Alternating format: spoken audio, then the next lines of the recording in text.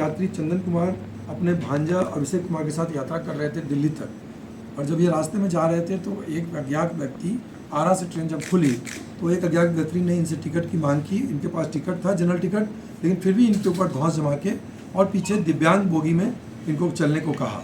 ये दिव्यांग बोगी में जब चले गए, बिहियां के पास ट्रेन रुकी तो वहाँ पे उनके साथ मारपीट की घटना की गई, इनके और इनके भांजा के साथ, और इनका मोबाइल छीन लिया गया, 5000 रुपये छीन लिए गए और दोनों को चलती ट्रेन से फेंक दिया गया बक्सर से पहले।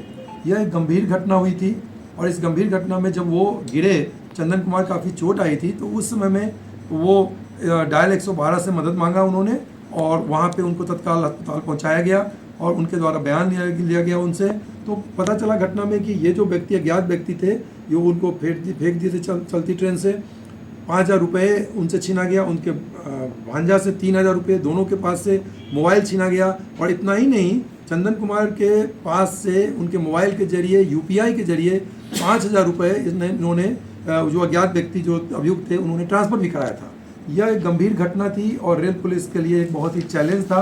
तो त्वरित कार्रवाई करते हुए रेल पुलिस के द्वारा प्रशांत कुमार, रेल पुलिस अधीक्षक दानापुर के नेतृत्व में एक टीम का गठन किया गया, जिसमें रंजीत कुमार, पुलिस निरीक्षक बक्सर, विजेंद्र कुमार, पुलिस निरीक्षक थानाध्यक्ष बक्सर, दीपक कुमार, पुलिस निरीक्षक RPF का भी इसमें टीम में सहयोग लिया गया है। जो दीपक कुमार हैं, रेल सुरक्षा बल के RPF के निरीक्षक दीपक कुमार, पोखराज मीना निरीक्षक दानापुर रेल सुरक्षा बल, रोहित कुमार प्रभारी तकनीकी शाखा, वदा अलउद्दीन रेल थाना बक्सर, संतोष कुमार तकनीकी शाखा के, रंजय कुमार, मर्जीत पासवान, छोटू कुमार शर्मा, ये एक बड़ी टीम बनाई गई क्योंकि मामला काफ़ी गंभीर था और एक चैलेंज था रेल पुलिस पटना के सामने, क्योंकि एक घटना हुई थी और जिसमें कि ये जवान जो अज्ञात अपराधी था, अपने आप को RPF का जवान बता रहा था और उसने यह भी बताया था कि जो भी 2 आदमी मराया है वो उधर UP में, उसमें तुम लोगों को छोड़ेंगे नहीं, ऐसे करके ये काफ़ी सेंसिटिव मामला था। इसमें टीम के द्वारा त्वरित कार्रवाई की गई, लगातार कार्रवाई करते हुए वैज्ञानिक रूप से अनुसंधान किया, तो उसमें UPI जो जिस खाते में ट्रांसफ़र किया गया, वहाँ से फिर जो मोबाइल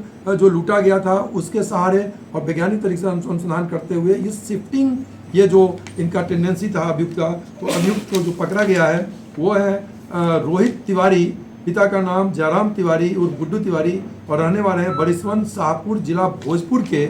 और इनका मोडस ऑपरेंडी काफ़ी रोचक है। ये पहले सिक्योरिटी गार्ड के रूप में गुजरात में काम कर चुके हैं। इनको पुलिस की नौकरी का काफ़ी शौक था। ये बिहार पुलिस का ये आई कार्ड जैसा ये पर्स रखते हैं, प्लस ये मोबाइल में ये लोगो रखे हुए हैं RPF का, जिसमें कि लोगो बना हुआ है, लोगों को दिखाते हैं। नीचे पुलिस का वर्दी पैंट पहने हुए थे, ऊपर काला टी-शर्ट पहने हुए थे और अपना मोबाइल टाइप का खोसे हुए थे, जो कि ये शो करता था कि पिस्टल है, जबकि पिस्टल इन्होंने बताया कि नहीं है। और हम लोगों ने उस पर काफ़ी अनुसंधान जारी भी है, लेकिन कोई पिस्टल अभी तक बरामदगी इनके पास से नहीं हुआ है और ना ही इन्होंने बताया है कि वो उसका डर और भय दिखाते थे।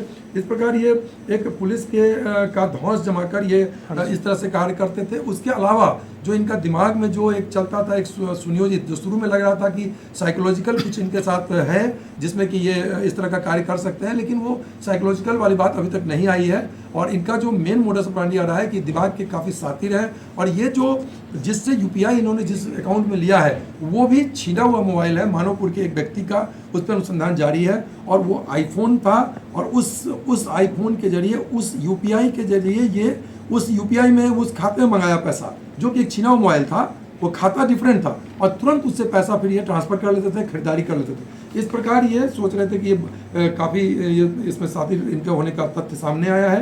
इनको पकड़ लिया गया है और 4 मोबाइल इनका पर से बरामद हुआ है, जो करीब 1.5 लाख रुपए का है, और नकद भी बरामद हुआ है। और इस प्रकार पूरे टीम के द्वारा त्वरित कार्रवाई करते हुए एक साथी अपराधी को पकड़ा गया है रेल पुलिस पटना के। फर्जी रेल पुलिस बनकर लोगों से ठगी, फर्जी रेल पुलिस बनके, और साथ ही ये पूरी तरह से साइबर जो अपराध है उसका तथ्य आ रहा है, क्योंकि UPI में लिया गया और जिस अकाउंट में लिया गया वो अकाउंट लूटा हुआ मोबाइल का था।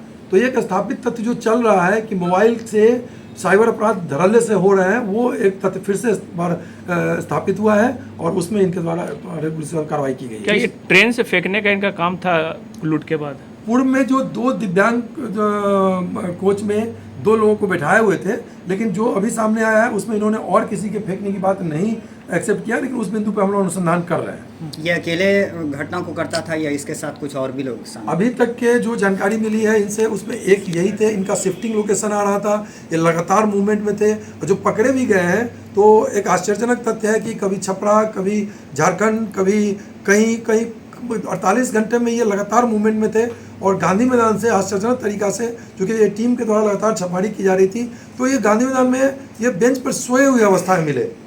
तो ये एक बहुत ही चैलेंज था, इनको पकड़ना काफ़ी दिक्कत और चुनौतीपूर्ण कार्य था, लेकिन टीम के द्वारा काफ़ी मेहनत किया गया और वैज्ञानिक तरीके से इनको पकड़ा गया। अब तक इन्होंने कितने कांड किया कुछ मालूम है? ये पीछे का कोई एक्सेप्ट इनके द्वारा नहीं किया गया अभी तक, और एक बार इनका आपराधिक इतिहास भी मिला है।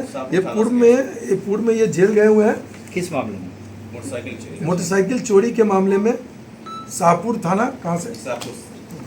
भोजपुर से एक जेल जाने की बात आई है, तो चक्रा ऐप से इस बात का पता लगेगा, और भी हम लोग आपराधिक इतिहास की जानकारी जुटा रहे हैं। पहुँचे आप लोग जैसे इनके तक पहुँचे, वेन यूपीआई कारण बना या मोबाइल? हाँ, ये बोल सकते हैं मोबाइल और वैज्ञानिक अनुसंधान के जरिए ही हम लोग इन तक पहुँचे हैं।